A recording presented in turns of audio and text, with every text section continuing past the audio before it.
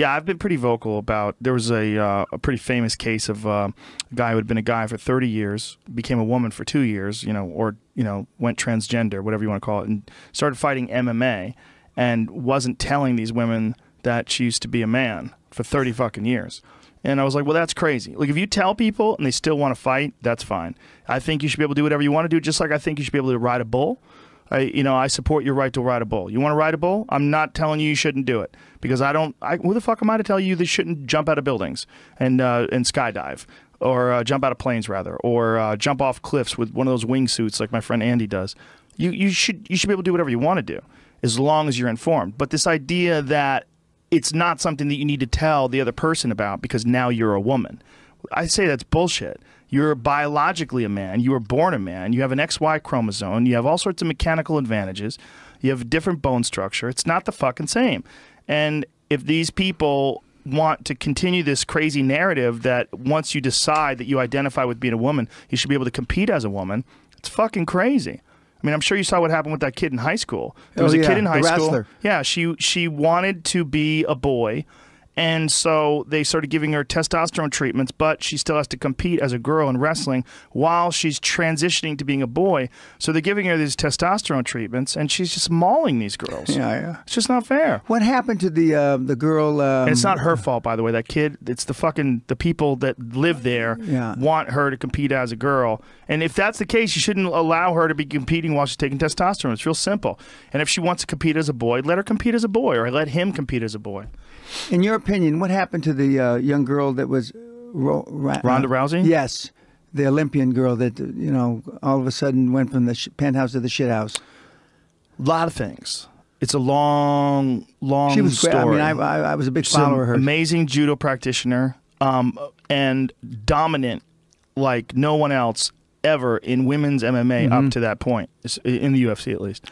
But there was some holes in her approach that were exposed by Holly Holm, the woman who knocked her out, the girl who head kicked her. Yeah. Holly had the perfect style to deal with Ronda's style. She's really strong, she's fast, she's an amazing athlete, and she is an outstanding striker.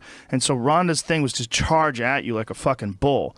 And Holly just played the matador brilliantly, caught her, lit her up while she was coming in, and then eventually head kicked her and stopped her. Once you get knocked out like that, first of all, she was very confident while she was the champion, and some people would say arrogant, and because of that there's all these people that are waiting for you to fall. There's a lot of people out there that don't have much confidence, and when they see someone who's out there who's got a lot of confidence, it's very compelling, like a Floyd Mayweather or like a Conor McGregor. Their confidence is incredibly compelling. Like you want to be near them. But those people, when that person loses, they're the first ones to attack. They're like, yeah, you fucking loser. I knew you were a loser. Like, you go to Ronda Rousey's Instagram page and read the comments under her pictures. It's ruthless. Some fucking assholes. Just assholes. And I guarantee you, all those people are severely unaccomplished or really young. Either young kids that don't understand what they're doing, they just have this opportunity to be able to talk shit, or they're a bunch of fucking losers, and they're finding this opportunity to shit on someone who was this incredible, bright, shining star that fizzled out.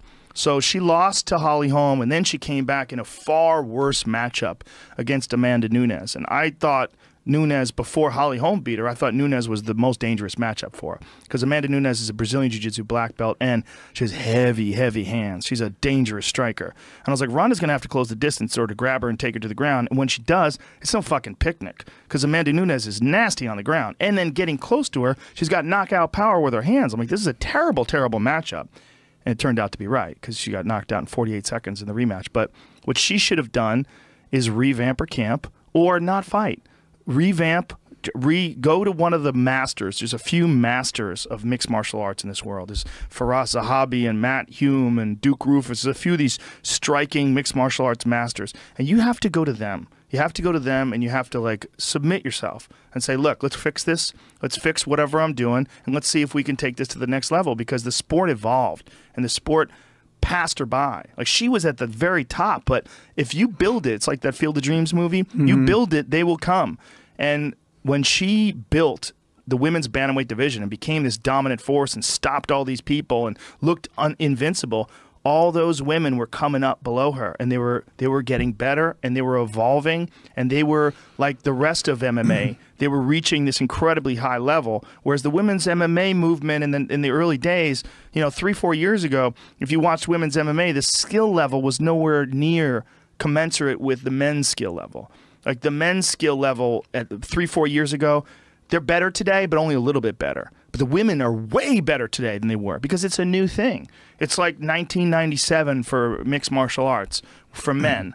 That's what like 3 or 4 years ago was. But now the women have essentially pretty much caught up or close to it. There's very high level striking, very high level submissions, very high level fluid overall mixed martial arts games that you're seeing in the women's division. And Ronda, in a lot of ways, as spectacular as she was, had a very limited approach. She didn't kick. She punched, but she wasn't necessarily like the most brutal knockout puncher, and she wasn't necessarily the most skillful boxer. She didn't really have a tremendous amount of experience. What she had was incredible athleticism, a world-class mindset. She was a world-class athlete. She's a former Olympian, and outstanding judo. Her judo and her arm bars are amongst the best in the world. Like her transitions, the way she attacks and set things up. She's phenomenally talented and really accomplished in judo. But when you want to be a world mixed martial arts champion at the highest level of the game, now you have to be great at everything. Mm-hmm. There's people like Demetrius Mighty Mouse Johnson, who I think is the best fighter in the world. Yeah. He's amazing. Yeah. That guy's great at everything, and that's why he's the best, because you don't know what the fuck he's going to do.